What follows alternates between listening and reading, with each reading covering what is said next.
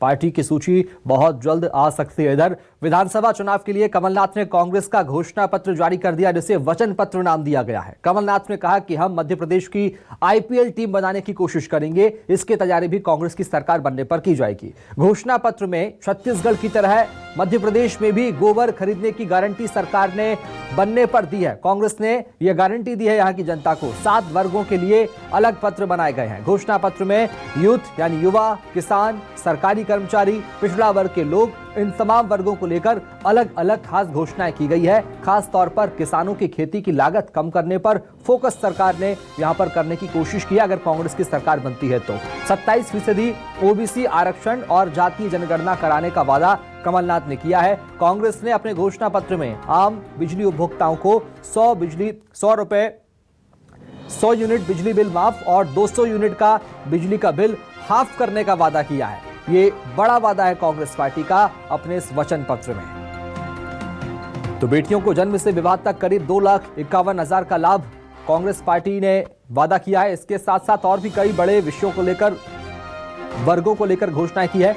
खिलाड़ी पदक लाओ, करोड़पति बन जाओ और कार योजना, ये बड़ा वादा कांग्रेस ने यहां पर किया है। आउटसोर्स कर्मचारियों से चर्चा करके उनकी समस्याओं का हल कांग्रेस पार्टी करेगी, ये भी बड़ा वादा कांग्रेस ने किया है। जल, स्वास्थ्य, शिक्षा, आवास का अधिकार लेकर आएंगे, ये बड़ी बात कमलनाथ ने कही है। तो खाद, न्यूनतम आय, रोजगार की गारंटी का अधिकार कांग्रेस लेकर आएगी। ये तमाम बड़े वादे जो हैं आज कमलनाथ ने किए हैं। कांग्रेस का वचन पत्र आज जारी हो गया है। वचन पत्र में भी वो बड़े बिंदु हैं जिन पर वादा जनता से कांग्रेस ने किया है। खुशहाल युवा, खुशहाल मध्य प्रदेश और कई बड़े वर्गों को साधने की कोशिश इस वचन पत्र के जरिए कांग्रेस पार्टी ने की है। कमलनाथ ने आज इसका विमोचन किया तमाम नेताओं की मौजूदगी में। हमारा उद्देश्य है कि मध्य प्रदेश का हर परिवार खुशहाल हो, इसलिए इस बार हमारा नारा है, कांग्रेस आएगी, खुशहाली लाएगी। ये हमारा नारा है। मध्य प्रदेश की जनता है, मुझे जो गवाह है कि हमने 27 लाख किसानों का कर्जा पहली किस्त में माफ किया। ये कोई सहमत नहीं था जब मैंने कहा 100 यूनिट 100 रुपए, कैसे होगा, ये कागज लाओ, वो कागज लाओ। मैंने कहा बिजली का बिल लाओ 100 यूनिट का, किसी का भी बिल होए हम माफ करेंगे, क्योंकि हमें सरलीकरण करना है। सबसे बड़ी आवश्यकता है कि हम शासकीय व्यवस्था में सरलीकरण कैसे करें। कांग्रेस सरकार धान 2,500 रुपए प्रति क्विंटल खरीदेगी। हम गेहूं 2,600 रुपए क्विंटल पर खरीदेंगे। और मेरा मिशन है कि किसान को 3,000 रुपए प्रति क्विंटल कीमत हम दें।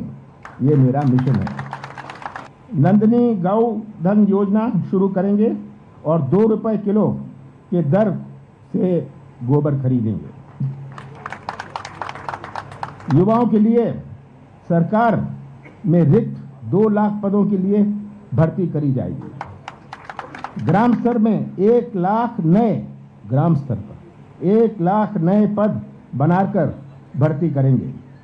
मध्य प्रदेश को उद्योगों का हब बनाकर निजी क्षेत्र से रोजगार के अवसर प्राप्त होंगे। युवा स्वाभिमान योजना शुरू करेंगे। पात्र बेरोजगार युवाओं को 1,500 रुपए से 3,000 रुपए तक की सहायता देंगे। स्वास्थ्य का अधिकार बहुत बड़ा अधिकार है। ये हर परिवार आज स्वास्थ्य व्यवस्था से पीड़ित है। लोगों को मकान बेच देना पड़ता है जब स्वास्थ्य की चुनौती आती है। तो स्वास्थ्य के अधिकार का कानून बनाएंगे और 25 लाख रुपए तक स्वास्थ्य बीमा और 10 लाख रुपए का दुर्घटना बीमा कराएंगे। तो सुना आपने कमलनाथ का ये वचन पत्र जिसे वो पढ़ रहे थे, और तमाम बड़े वादे जो कांग्रेस पार्टी ने चुनाव से पहले जनता से किए हैं उन्होंने विस्तार से बताया, समझाया और साफ तौर पर हर वर्ग पर फोकस करने की कोशिश कांग्रेस पार्टी ने की है। चलेंगे राजधानी भोपाल और राजधानी रायपुर, बात करेंगे सहयोगी बेहद पांडे के साथ साथ सहयोगी शब्बीर अहमद से भी बात करेंगे और उनसे भी जानेंगे कि आखिर वचन पत्र में क्या खास। लेकिन बेहद पांडे, पहले बड़ा सवाल सबसे पहले आपसे, चूंकि कांग्रेस पार्टी बीजेपी के 15 साल के शासन के किले को गिराकर सत्ता में काबिज हो चुकी है छत्तीसगढ़ में, 5 साल शासन कांग्रेस कर चुकी है। अब इसी रास्ते पर मध्य प्रदेश में भी चल रही है। वो इसलिए मैं कह रहा हूं क्योंकि गोबर अब कांग्रेस मध्य प्रदेश में खरीदेगी, किसानों को धान खरीदी की कीमत देगी, तब वो तमाम बड़े बिंदु जो कांग्रेस ने 2018 में छत्तीसगढ़ में अपने वचन पत्र में, घोषणा पत्र में शामिल किए थे, आज वही बिंदु मध्य प्रदेश के वचन पत्रों में है। क्या छत्तीसगढ़ मॉडल के रास्ते मध्य प्रदेश में कांग्रेस चल रही है? वैभव शिव पांडे।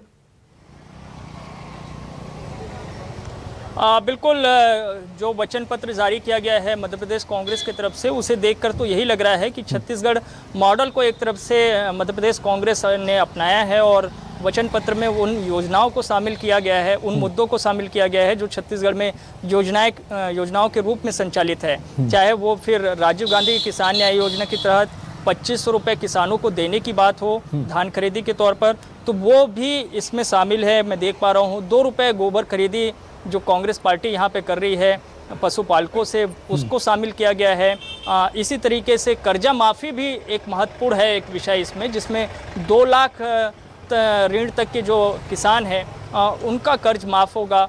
तो कांग्रेस ने भी कर्जा माफ़ी किया था जैसे ही सरकार बनी थी और उसका बड़ा फ़ायदा मिला कि आज भी किसानों का विश्वास कांग्रेस पार्टी के साथ यहाँ पे नज़र आता है। इसी तरीके से बिजली का अधिकार देने की बात मध्य प्रदेश में कही गई है। छत्तीसगढ़ में हाफ बिजली बिल योजना चल रहा है, जिसका लाभ जो है 44 लाख से अधिक उपभोक्ताओं को छत्तीसगढ़ में हो रहा है। तो ये एक महत्वपूर्ण बात है। शिक्षा का अधिकार भी मध्य प्रदेश में कहा गया है कि शिक्षा का अधिकार दिया जाएगा। छत्तीसगढ़ में शिक्षा व्यवस्था में एक क्रांतिकारी परिवर्तन लाने के लिए कांग्रेस की सरकार ने स्वामी आत्मानंद योजना की शुरुआत की, जिसके तहत अंग्रेजी माध्यम के स्कूल बड़े पैमाने पर यहाँ पे खोले गए हैं। तो उसी मॉडल को अपनाने की कोशिश वहाँ भी की गई है। छत्तीसगढ़ में सामूहिक कन्या विवाह योजना के तहत पहले 25,000 मिलता था, उसे 50,000 कर दिया गया है। अब उसमें एक कदम और मध्य प्रदेश कांग्रेस ने आगे बढ़ाया और कहा है कि हम 1 लाख रुपए तक के देंगे। तो एक तरीके से छत्तीसगढ़ मॉडल का छाप तो दिख रहा है मध्य प्रदेश कांग्रेस में।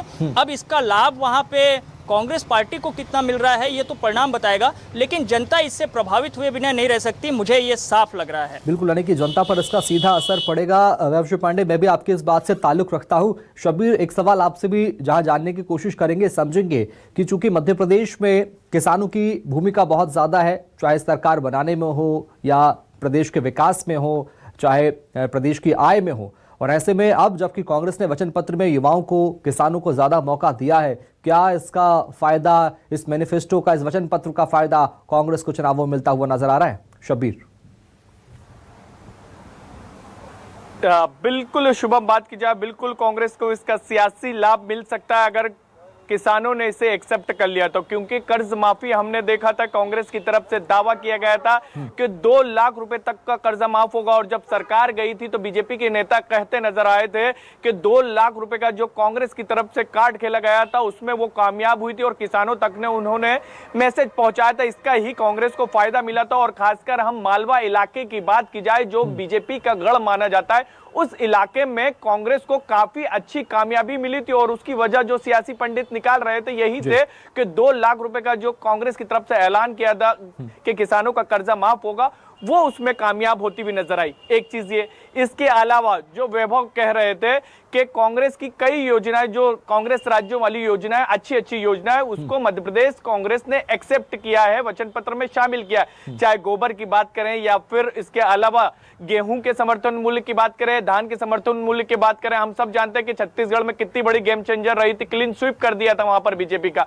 लेकिन कर्नाटक की भी एक योजना ली गई है वचन पत्र के अंदर, जिसके अंदर बस सेवा मुफ्त दी गई है महिलाओं को। ऐसी अलग अलग योजना है। लेकिन एक चीज और है सबसे महत्वपूर्ण, कांग्रेस बीजेपी से बहुत अच्छी तरीके से एक चीज सीखी है, जिस राज्य में जाओ उस राज्य का भेष बदल लिया जाए। देखा है हमने नॉर्थ ईस्ट में गाय को लेकर कांग्रेस और बीजेपी का क्या कुछ स्टैंड रहता है। बीजेपी का स्टैंड सबको क्लियर है, लेकिन हिंदी पट्टी में अलग रहता है। कर्नाटक में भी कांग्रेस ने क्या स्टैंड लिया था बजरंग दल को लेकर, लेकिन यहां पर उस मुद्दे को बिल्कुल नहीं छुआ है, अल्पसंख्यकों के मुद्दे को बिल्कुल नहीं छुआ है। जो हमारे सूत्र बता रहे हैं उसमें तो मैनिफेस्टो में कांग्रेस एक पॉइंट डालने जा रही थी कि अल्पसंख्यकों के ऊपर कुछ ऐसे केस दर्ज किए गए, उसको हटाने की तैयारी की गई। उनका कहना था कि यह राजनीतिक विद्वेष के कारण दर्ज किए गए, उनको हटाने के लिए एक पॉइंट डाला जा रहा था, लेकिन आखिरी के समय में उसको हटाया गया और कहा गया कि यह मुद्दा सियासी मुद्दा बन सकता है, बीजेपी उसको केस करवा सकती है, तो उस मुद्दे को हटाया गया। पूरे हम मेन वचन पत्र को देखेंगे कांग्रेस के, तो कहीं पर भी बीजेपी को खेलने के लिए मुद्दा नहीं दिया गया